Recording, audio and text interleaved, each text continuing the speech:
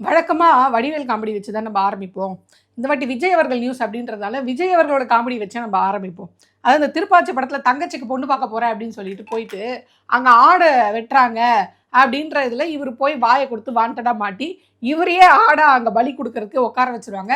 என்னென்னவோ பண்ணுவாங்க. மஞ்சள் தண்ணி ஊத்துவாங்க, பேசி பார்ப்பாங்க, குலவ போட்டு பார்ப்பாங்க. நீ உத்தரவு குடுத்தா உடனே வெட்டிருவோம் அப்படின்வாங்க. ஆனா விஜய் வந்து சொல்லிட்டே இருப்பார். நம்ம தலைய அசைச்சோம், நம்மள வெட்டிடுவாங்க. தலைய அசைக்காம அமைதியா இருந்துப்போ, உயிர காப்பாத்திப்போ அப்படின்னு சொல்லிட்டு, கடைசியில தன்னை ஒரு இஸ்லாமியர் அப்படி இப்படின்னு சொல்லி அங்கருந்து எஸ்கேப் ஆயிடுவார்ல. இப்ப இந்த காமெடி தான் இந்த இருக்க சிச்சுவேஷனுக்கு அப்படியே ஆப்ட்டா செட் ஆகுது அப்படின்னு சொல்லணும். ஸோ அந்த மாதிரி என்ன நிகழ்வு இப்போ தாவேகாக்குள்ள போயிட்டு இருக்கு அப்படின்னு பார்த்தீங்கன்னா, அதாவது நான் ஏற்கனவே என்னோட முந்தின வீடியோல சொன்னேன். தாவேகால ஒரு ஸ்டைல் இருக்கு. ஆற போட்டு செய்யறது. அது மட்டும் இல்லாம கொஞ்சம் கொஞ்சமா அந்த விஷயத்த வந்து பேச விட்டு, இதுக்கு மக்கள் என்ன ரியாக்ட் பண்றாங்கன்னு பார்த்து பார்த்து பார்த்து கடைசியில அதுதான் உண்மை. இதுக்கு எக்ஸாம்பிள் திரிஷா நியூஸ் அப்படின்றத நான் சொன்னேன். ஸோ அதே மாதிரி இப்போ வந்து மனநிலை, அதாவது மன ஓட்டம் தாவேகா தொண்டர் சைட்லேருந்து என்ன ரியாக்ஷன் வருது அப்படின்றது பார்க்கறதுக்காக இந்த என்டிஏ கூட்டணியிலேருந்து விஜய் வந்து சேரப்போறாரு அப்படின்ற மாதிரி ஒரு நியூஸை வந்து பரப்ப விட்டுட்டே இருக்காங்க. ஸோ அந்த நியூஸுக்கு அந்த சைட்லேருந்து என்ன ரியாக்ஷன் வருது, ஒருவேளை வழக்கம் போல் இதுக்கும் முட்டு கொடுத்தாங்கன்னா நம்ம துணிஞ்சு களத்தில் இறங்கலாமா வேண்டாமா அப்படின்ற மாதிரி ஒரு ரியாக்ஷன் போயிட்டு இருக்கு.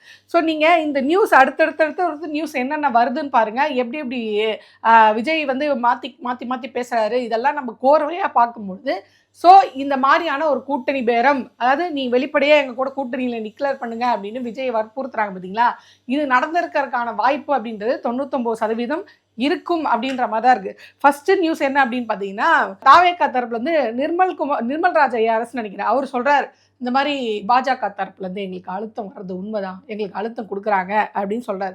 ரெண்டாவது விஜய் அவர்கள் என்ன சொல்கிறாருன்னா, பாஜகவை நான் எதிர்க்கணும், அவங்க வந்து இப்போ களத்திலே இல்லை, அதனால் அவங்கள எதிர்க்க வேண்டிய அவசியம் எனக்கு இல்லை அப்படின்னு பாஜகவை நான் எதிர்க்க மாட்டேன் அப்படின்ற மாதிரி ஒரு நியூஸை வந்து போடுறாரு. அந்த சைடு எந்த ரியாக்ஷன் வரலை அப்படின்னோடனே சரி ஓகே, நம்மளை பாஜகவை எதிர்க்கலன்னா நம்ம அனில் தம்பிங்க பெருசாக ரியாக்ட் பண்ண மாட்டாங்க அப்படின்றத கண்டுபிடிக்கிறாங்க. அடுத்து என்ன பண்ணுறாங்க அப்படின்னு பார்த்தீங்கன்னா, இந்த மகளிர் ஸ்பெஷல் அறிக்கை ஒன்று வெளியாச்சு பார்த்தீங்களா, இது அப்படியே ஆந்திராவில் இருக்கக்கூடிய சந்திரபாபு நாயுடு அவர்களுடைய அந்த அறிக்கையை அப்படியே காப்பி பேஸ்ட் பண்ணியிருக்காரு. சந்திரபாபு நாயுடு அவர்களே ஸ்டாலினிடம் வந்து காப்பி எடுத்து போனார், அது வேற விஷயம்.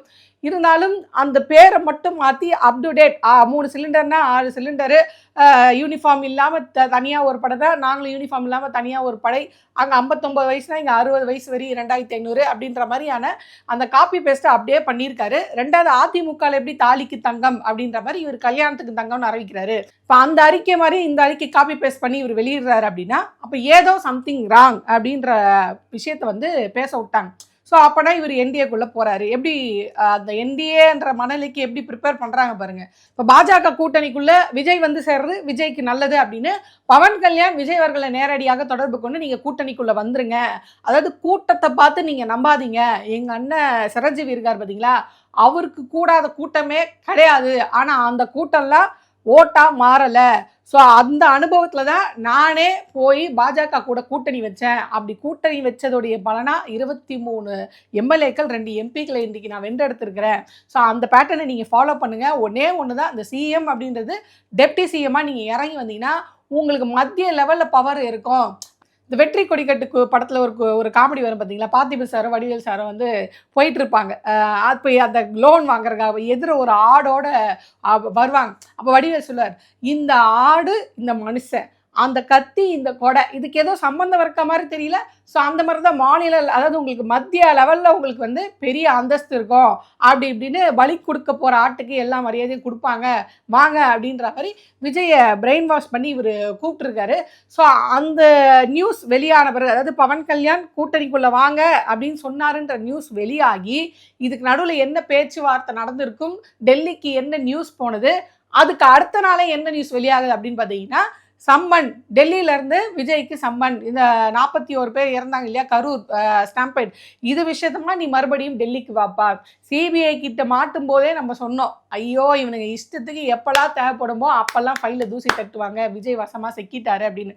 ஃபஸ்ட்டு தடவை போனார், அப்பயும் திருப்பி பொங்கல் கழிச்சு வரேன் அப்படின்ட்டு பொங்கல் கழிச்சு வர சொன்னாங்க, திருப்பி முடிஞ்சதுன்னாங்க.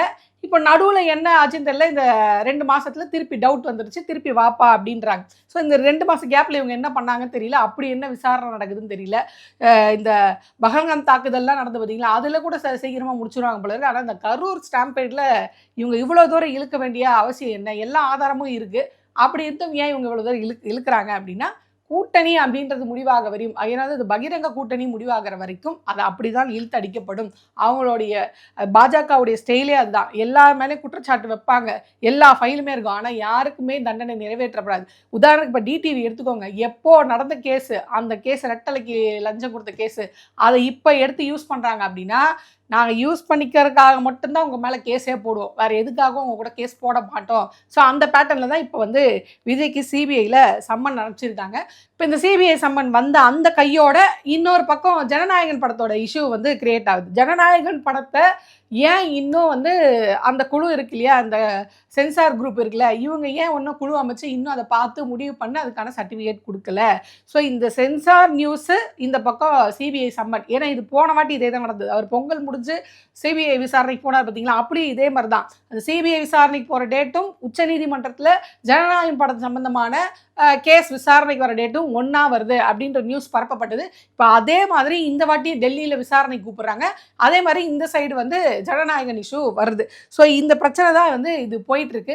ஸோ ஆக்சுவலாக என்ன நடந்திருக்கும் அப்படின்னா, இவங்க வந்து அதாவது இந்த நியூஸை வந்து போட்டு பார்க்குறாங்க, எப்படி என்டிஏ கூட்டணிக்குள்ளே விஜய் போனால் அவருடைய தொண்டர்கள் எப்படி ரியாக்ட் பண்ணுறாங்க. எல்லாத்துக்குமே நம்ம அனில் அன்பா நண்பிகள் வந்து முட்டுத்தானே கொடுக்குறாங்க.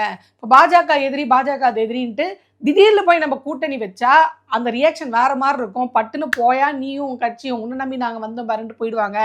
ஆக கொஞ்சம் கொஞ்சமாக ஸ்லோ பாய்சன் மாதிரி என்டிஏ கூட்டணிக்குள்ள விஜய் போகிறார், பவன் கல்யாண் பேசுகிறார், கூப்பிடுறாங்க, டெல்லிக்கு சம்மன், விஜயை மிரட்டுகிறார், வேறு வழி இல்லாமல் அவர் வந்து கூட்டணிக்குள்ளே போகிறார் அப்படின்ற மாதிரியான நியூஸை தொடர்ந்து பரப்பி அந்த மனநிலைக்கு வந்துடுவாங்க. அதாவது இந்த ஏதோ ஒரு படத்தில் வந்து சொல்லுவாங்க, இந்த மாதிரி நீங்கள் குழந்தைய காணோம், குழந்தை செத்துருச்சு அப்படின்னு சொல்லிட்டு நீங்கள் போய் அங்கே நிற்பீங்க, ஆனால் உங்கள் குழந்தைய வந்து உங்கள் கண்ணில் காட்டாமல் அந்த குழந்தைக்கு என்ன ஆச்சு ஏது ஆச்சுன்னே தெரியாமல் கடைசியில் அந்த பாடியவாவது கண்ணில் காட்டினா போதுன்ற மனநிலைக்கு பெற்றவங்க வந்த பிறகு அந்த குழந்தையோடைய உடம்பு உங்ககிட்ட ஒப்படைப்பாங்க அப்படின்ற சமுத்திரக்கனி அவர்கள் பேசியிருப்பாங்கன்னு நினைக்கிறேன் அந்த டைலாக்.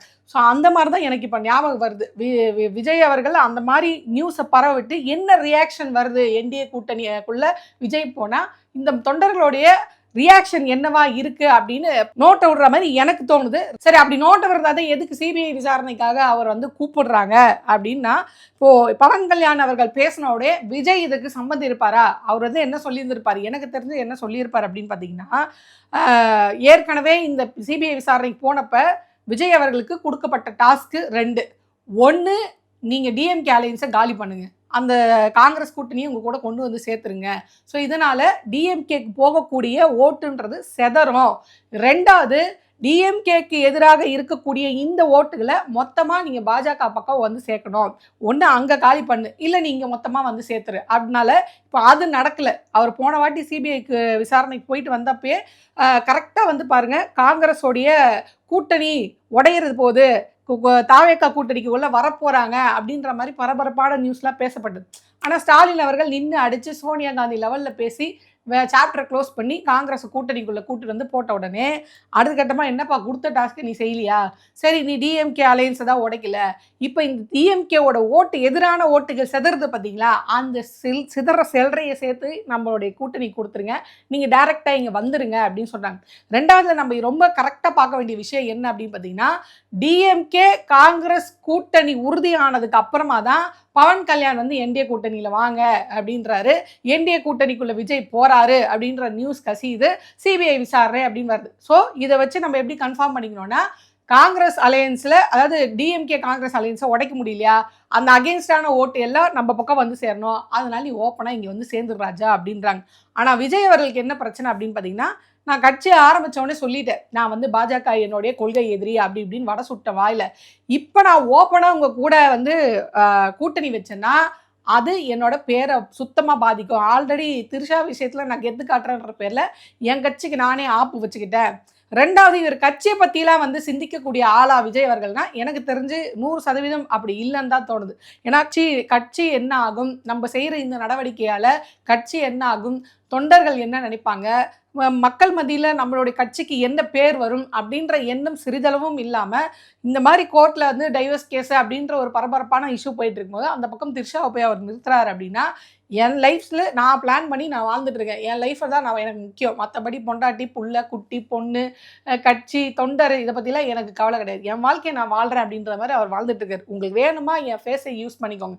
எப்படி பாஜக வந்து நிதிஷோட ஃபேஸை யூஸ் பண்ணி எலெக்ஷன் சந்திச்சு அதுக்கப்புறமா தன்னுடைய கட்சி ஆட்களை வந்து முதலமைச்சராக உட்கார வைப்பாங்க. இதே தான் மத்திய பிரதேசத்தில் சிண்டேவை வந்து எலெக்ஷனுடைய ஃபேஸாக காமிச்சு அதுக்கப்புறம் ஜெயிச்ச பிறகு ஃபட்னாவிஸை முதலமைச்சராக உட்கார வைப்பாங்க இல்லைங்களா. அந்த மாதிரி இவரும் என்ன சொல்லியிருக்காருன்னா என் ஃபேஸை வந்து நான் காட்டி பாஜக அதாவது திமுகவுக்கு எதிரான ஓட்டுகளை நான் சிதறடிக்கிறேன், என் பக்கம் வர வைக்கிறேன், அந்த அண்டர் கிரவுண்ட் டீலுக்கு எனக்கு ஓகே. ஆனால் நான் நேரடியாக உங்கள் கூட சேரும்பொழுது இப்போ என்னோட இமேஜ் பாதிக்கப்படும். அவர் தான் இமேஜுக்கு பயப்பட மாட்டாரம்மா, இந்த பக்கம் அவரோட லைஃப்பை வாழ்வாருன்னு நீ சொல்கிறாம்மா அப்படின்னா எனக்கு தெரிந்த பல நடிகர்கள் இந்த மாதிரியான கட்சிகளை ஆரம்பித்து பெரும் கூட்டெல்லாம் கூட்டி காமிச்சு கடைசியில் அது தோல்வியில் போய் முடிஞ்சு சினிமா பக்கமே ஒதுங்கினவங்கலாம் நிறைய பேர் இருக்காங்க. ரொம்ப உச்ச நட்சத்திரம் எடுத்துக்கிட்டால் சிரஞ்சீவி அவர்களே இருக்காங்க. கட்சி ஆரம்பித்து பெரிய கூட்டெல்லாம் கூட்டி காமிச்சு கடைசியில் ஒன்றும் ஜெயிக்க முடியாமல் பழையபடி சினிமாவுக்கு போனவர். இங்கே சிவாஜி அவர்களே இருக்காங்களே, கட்சி ஆரம்பித்து ஒன்றும் பண்ண முடியாமல் கடைசியில் அவர் நடிக்கிறதுன்னு அப்படி போயிட்டார். ஆனால் அவங்களாம் யாருமே இந்த அளவுக்கு அசிங்கமான வேலையெல்லாம் செய்யலை. இந்த மாதிரி மோசமான விமர்சனங்கள் 41 பேரோட உயிர் போகிறதுக்கு காரணமாக இருக்கிறது அந்த மாதிரியான மோசமான வேலையெல்லாம் அவங்க ஈடுபடல. கட்சி ஆரம்பித்து பார்த்தாங்க, கூட்டம் சேர்ந்தது, ஓட்டு வரல, சரி ஓகே இது நம்மளுக்கு செட் ஆகாது அப்படின்ட்டு நடிக்கிற விஷயத்துக்கு அவங்க போயிட்டாங்க. ஸோ இவருக்கு அந்த மாதிரி ஒரு ஆப்ஷன் வச்சிருப்பார். எப்படி நம்ம தேர்தலில் ஜெயிக்க போகிறல, இவனுங்க நம்மளை வற்புறுத்துறாங்கன்றதுக்காக ஒரு கட்சி ஆரம்பித்து நம்ம ஃபேஸை காமிச்சிட்டு இருக்கோம். இது எப்படி தோக்க போகுது, தோத்த பிறகு பழையபடி நம்ம வந்து சினிமா பக்கமே போயிடலாம். ஸோ அப்படி சினிமா பக்கமே போகணுன்னாலும் அந்த இமேஜ் அவர் பாஜகவை எதிர்த்து நின்னார்ப்பா, திமுக எதிர்த்து நின்னார்ப்பா, மக்கள் அவருக்கு வாய்ப்பு கொடுக்கலப்பா அப்படின்ற மாதிரி சொல்லிடலாம். ஏன்னா சினிமாவை பொறுத்த வரைக்கும் நடிகையோட தொடர்பு அதெல்லாம் வந்து ஒரு பெரிய இஷ்யூவாகவே இருக்காது. அதெல்லாம் பல இதை பார்த்துருக்குது சினிமான்ற பக்கத்தில். ஸோ இந்த விஷயம் அப்படின்றது ஸ்ட்ராங்காக இருக்கும். அவர் பாஜகவையும் திமுகவை எதிர்த்தார், மக்கள் அவருக்கு வாய்ப்பு தரல, அதனால அவர் சினிமாக்கே வந்துட்டார் அப்படின்ற மாதிரி ஒரு ஸ்டாண்டர்ட் இமேஜை மெயின்டைன் பண்ணிக்கலாம். ஸோ இந்த பக்கம் இமேஜ் மெயின்டைன் பண்ணிய மாதிரி ஆயிடுச்சு, அந்த பக்கம் பாஜகவுக்கும் வேலை பார்த்த மாதிரி ஆயிப்போச்சு. இது இல்லாமல் இப்போ பாஜக சொல்கிற மாதிரி நேரடியாக கூட்டணிக்கு போனால் அது டோட்டலாக என் இமேஜை டேமேஜ் பண்ணிடும். ஸோ அதனால் அந்த ஆப்ஷன் மட்டும் வேண்டாம் அப்படின்னு பவன் கல்யாண் கிட்டே இவர் சொல்லியிருக்கிறதுக்கான வாய்ப்பு அதிகமாக இருக்குது. ஸோ இவர் பவன் கல்யாண் போய் என்ன சொல்லியிருப்பாரு, நான் எவ்வளோ சொல்லி பார்த்தேன், நீங்கள் கூட்டணிக்கு வாங்க, உங்களுக்கு வந்து தேசிய லெவலில் மரியாதை கிடைக்கும், எம்எல்ஏ கிடைப்பாங்க, எம்பி கிடைப்பாங்க, நாங்களே ஃப்ராடு தண்ணி தான் ஜெயிக்க போகிறோம். ஆனால் அது நம்புற மாதிரி இருக்கணும் இல்லையா. விஜய் கூட்டணிக்கு வந்தார், அதனால தான் எங்களுக்கு வந்து நாங்கள் இவ்வளோ தூரம் வெண்டெடுத்தோம், திமுகவோட எதிரான கூட்டணியில் எங்களுக்கு வந்துருச்சு அப்படின்னு சொல்லி ஏமாற்றணும் இல்லையா. அதுக்கு தான் வாங்க தம்பின்னு நான் ரொம்ப டோட்டலாக வெளிப்படையாக சொல்லிட்டேன், ஒளிவு மறைவு இல்லாமல். ஆனால் அவர் ஏன் இமேஜ் டேமேஜ் ஆகிடும், அண்டர் கிரவுண்ட் டீலிங் ஓகே, நேரடி டீலிங் வேண்டாம் அப்படின்றாருன்னு சொன்ன உடனே தான் அமித்ஷா அவர்கள் டென்ஷன் ஆகிட்டாரு.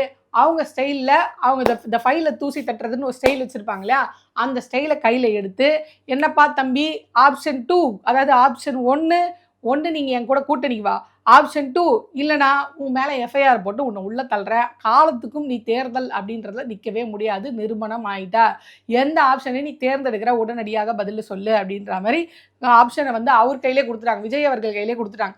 இனி விஜய் அவர்கள் என்ன பண்ண போகிறாரு, ஏது பண்ண போகிறாரு அப்படின்றது அவருக்கு மட்டும்தான் வெளிச்சம். ஆனால் இப்படி பாஜக கூட இவங்க போய் ஓப்பனாக கூட்டணி வச்சா அது திமுகவுக்கு எதிரான வாக்குகள் வேணால் இங்கே வரும், திமுகவை அழிக்கணும், திமுகவை கீழே இறக்கணும் அப்படின்னு நினைக்கிறாங்க இல்லையா, அந்த ஓட்டுகள் வேணால் உங்களுக்கு வந்து சேரும். ஆனால் இப்போ விஜய் பின்னாடி சேர்ந்துருக்காங்க பார்த்தீங்களா ஒரு கூட்டம், இவர் வந்து வந்தால் புதுசாக பண்ணுவார். நீங்கள் வேணால் கரெக்டாக வாட்ச் பண்ணி பாருங்கள், விஜய் அவர்களை ஆதரிக்கக்கூடிய எந்த நபராக இருந்தாலும் சரி அவங்கக்கிட்ட போய் நீங்கள் மைக்கை நீட்டு பாருங்கள், ஒருத்தர் கூட டேட்டாவாக பேச மாட்டாங்க. விஜய் வந்தால் இதெல்லாம் செய்வார், இதெல்லாம் இப்போ நாட்டில் நடக்கலை, இதெல்லாம் அவர் வந்து செஞ்சு கொடுப்பாரு அப்படின்ற மாதிரி பேச மாட்டாங்க.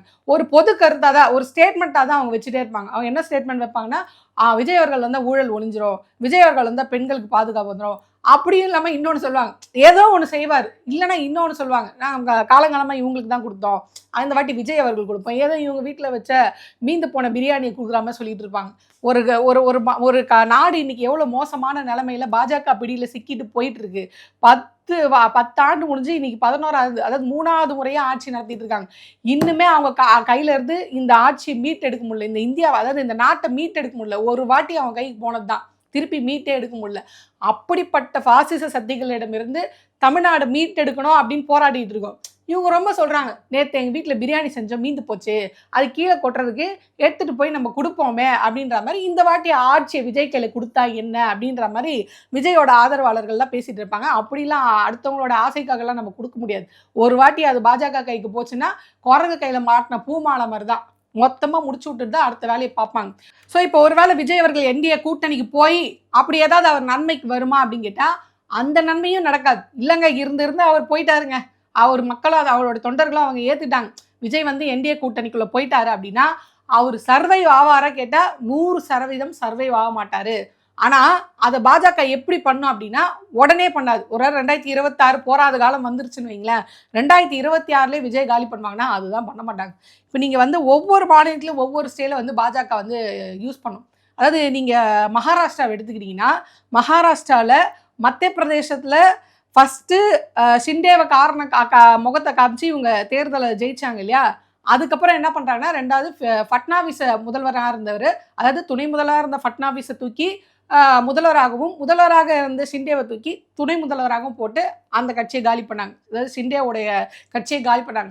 அடுத்து பீகாருக்கு போனாங்க. இப்போ பீகாரில் நிதிஷ் அவர்களுடைய முகத்தை காட்டாமல், அவரை முன்னிறுத்தாமல், அவரை முதல்வர் வேட்பாளராக நிறுத்தாமல் இங்கே ஒன்றுமே பண்ண முடியாத தெரிஞ்சவங்க நிதிஷ் அவர்களை வச்சு களத்தில் இறங்குறாங்க, ஜெயிக்கிறாங்க. உடனே பதவியை கொடுக்காம நம்ம விட்டோன்னா இது நல்லா இருக்காது, ஏன்னா அடுத்து தமிழ்நாடு இருக்குது, அங்கே போனோம், அப்போ எடப்பாடி பயந்துருவாரு அப்படின்னு முடிவு பண்ணி இவங்க என்ன பண்ணுறாங்கன்னா, கொடுக்குற மாதிரி கொடுத்து முதல்வர் பதவியை மட்டும் கொடுத்து முக்கிய மந்திரி பதவிகள்லாம் இவங்க வாங்கிட்டு உட்கார வைக்கிற மாதிரி உட்கார வச்சு 3 மாதம், எண்ணி 3 மாதம் தான் ஃபுல் கம்ப்ளீட்டு. 3.5 மாதத்துக்குள்ளே நிதிஷ் கையிலேருந்து சிஎம் பதவியை பிடிங்கிட்டு போங்க, கௌரவமாக டெல்லியில் போய் உட்காந்துருங்க, ஏன்னா உங்கள் மேலே எந்த ஊழல் குற்றச்சாட்டும் இல்லை, எங்களுக்கு பெருசு இல்லை, வேணும்னே ஒரு ஊழல் குற்றச்சாட்டை வந்து உருவாக்கும், அரவிந்த் கெஜ்ரிவால் மேலே உருவாக்கி போட்டோம் பார்த்தீங்களா, அந்த மாதிரி உங்கள் மேலே உருவாக்கி நாங்கள் போட்டுருவோம், அதனால் இத்தனை வருஷம் 10 தடவை முதல்வராக இருந்துட்டீங்க, இப்போ நாங்கள் சொல்கிற பேச்சை கேட்டு மரியாதையாக போய் நான் வந்து சென்ட்ரல் லெவலில் அரசியல் பண்ண போகிறேன்ட்டு மரியாதையாக போயிட்டீங்களா, உங்களுக்கு மரியாதை இல்லைன்னா ஊழல் குற்றச்சாட்டு போட்டு பண்ணிடுவோம் அப்படின்னு மிரட்டி நிதிஷை அனுப்பிச்சாங்க பார்த்தீங்களா, இது ஒரு ஸ்டைல். இப்போ அடுத்த ஸ்டைல் என்ன அப்படின்னா எடப்பாடி அவர்கள் தான். எடப்பாடி அவர்களோட கூட்டணி நின்று ஜெயிச்சு வந்துட்டு எடப்பாடி அவர்கள் தான் முதல்வராக இருப்பார். துணை முதல்வராக ஒரு வேளை விஜய் உள்ளே வந்தார்னா விஜய் துணை முதல்வர். அப்போ பாஜக எதுலையுமே இருக்காதுன்னா பாஜக அதுக்கெல்லாம் ஆசையப்படாது. ஒருபோதும் பாஜக நேரடியாக சிஎம் பதவியில் உட்காரணும் அப்படின்லாம் ஆசைப்படாது, கண்ட்ரோல் பண்ண தான் பார்க்கும். இப்போ இபிஎஸ் உட்கார்ந்தாருன்னா பாஜக எதிர்த்து பேச போகிறாரா அப்படின்னா பேச மாட்டாங்க, அந்த அளவுக்கு லாக் அங்கே வச்சுருப்பாங்க. ஸோ அப்போ என்ன பண்ணுவாங்கன்னா கொஞ்சம் கொஞ்சமாக எடப்பாடி அவர்களை அடுத்த தேர்தலுக்குள்ளே காலி பண்ணிடுவாங்க. அடுத்த தேர்தலில் அது எப்படி இருக்கும் அப்படின்னு பார்த்தீங்கன்னா, அதிமுகன்ற ஒரு கட்சியே இல்லாமல் பாஜக ப்ளஸ் விஜய் கூட்டணி அப்படின்ற மாதிரி கொண்டு வந்துட்டு இந்த பக்கம் டிஎம்கேல உதயநிதி அவர்கள் முன்னிறுத்தி விஜய் வெர்சஸ் உதயநிதி அப்படின்ற மாதிரி அடுத்த தேர்தலுக்குள்ளே இவங்க கொண்டு வந்து நிறுத்தறதுக்கான வாய்ப்புகள் அதிகமாக இருக்குது. அந்த தேர்தலையும் ஒரு வேளை தோற்று போயிட்டா விஜய் அவர்களை காலி பண்ணிவிட்டு டிஎம்கே வெர்சஸ் பாஜக. எனக்கு தெரிஞ்ச அடுத்த தேர்தலுக்குள்ளேயே விஜயவே வச்சிருக்க மாட்டாங்க, விஜய் அவர்களை டம்மி பீஸ் ஆக்கி இவங்க தான் மேலே வந்திருப்பாங்க. இருந்தாலும் இவங்களுக்கு ஒரு ஃபேஸ் வேல்யூ கிடையாது. இப்போ அண்ணாமலையும் விஜயும் சரிசமமாக வச்சா விஜய்க்கு தான் அதிகப்படியான அந்த ஓட் பேங்க் இருக்கும். ஸோ அதனால் அந்த ஃபேஸ் வேல்யூவாக விஜய் யூஸ் பண்ணிப்பாங்களே தவிர்த்து அவர் அங்கே ஒரு டம்மி பீஸ் ஆக்கி கடைசியில் எடப்பாடிக்கு என்ன கதியோ அதே கதி தான் விஜய்க்கும் நடக்கும். ஸோ இந்த மாதிரி ஒரு அதிபயங்கரமான வேலையில் இறங்குறதுக்கு விஜய் அவரோட கட்சி கலைச்சிட்டு நடிக்கிற வேலையை பார்க்கலான்றது என்னோட தனிப்பட்ட கருத்து. ஸோ பொறுத்திருந்து பார்ப்போம் விஜய் அவர்கள் எப்படி போய் இதில் சிக்க போகிறாரு. எனக்கு தெரிஞ்சு இந்த சிபிஐ விசாரணைக்கு போயிட்டு வந்த பிறகு ஒன்று அவர் கூட்டணி அறிவிப்பார், இல்லைன்னா விஜய் மேலே எஃப்ஐஆர் போடப்படும், அதுவும் இல்லைன்னா அவர் கட்சியை கழிச்சிட்டு போயிடுவார், இல்லைனா நான் தேர்தலில் போட்டியிடலை அப்படின்ற இந்த 4 ஆப்ஷனில் ஏதாவது ஒரு ஆப்ஷன் வர்றதுக்கான வாய்ப்பு இருக்கிறதா எனக்கு தோணுது. பொறுத்திருந்து பார்ப்போம் களம் எப்படி மாறுது, இது எப்படியான மாற்றங்கள்லாம் வருது அப்படின்றத பொறுத்திருந்து பார்ப்போம்.